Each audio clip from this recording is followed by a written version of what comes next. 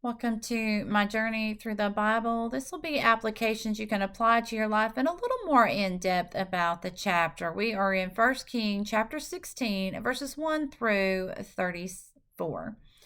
And we see that one king conspires against another king. He makes sure to not only kill the king, but his whole heir to the throne.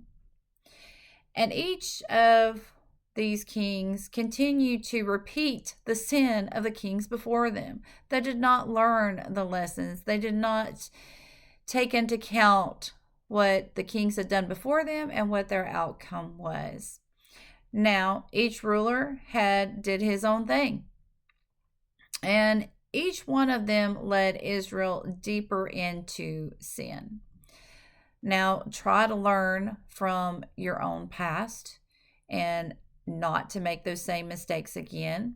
You see what is going on around you. You hear what is going on around you.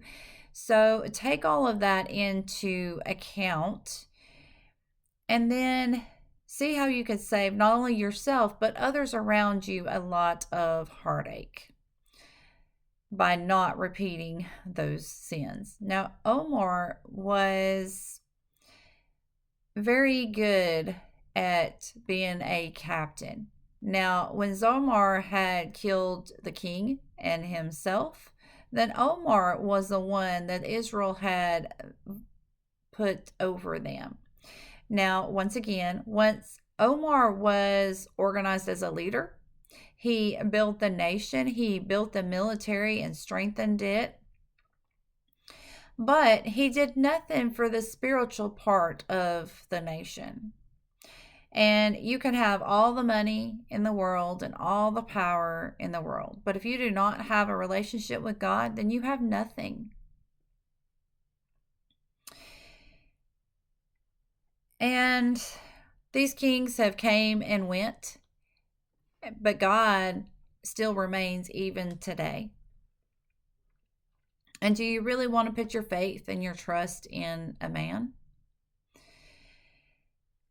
A nation and a strong military is good for a short term.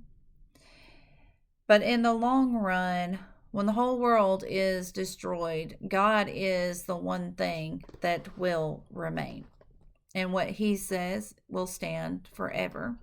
And we see that throughout the Bible, as we see that the prophets that God had spoke to would relay this message to other people, and then it came true. If people took warning, it was good for them. If they didn't, then what was prophesied against them would come to pass. Now, men are going to say and do whatever they need in order to gain power. But we know that God has all the power and he wants to lead us down a better road. God knows our future. He knows who our leaders are going to be. He's going to place them where they need to be. And we just have to trust the Lord. We can pray for whoever is put into office, but we have to put all of our faith and our trust in God.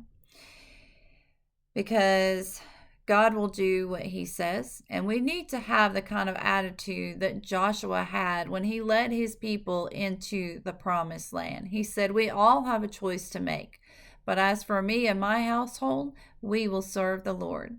May God be with you in everything and every way.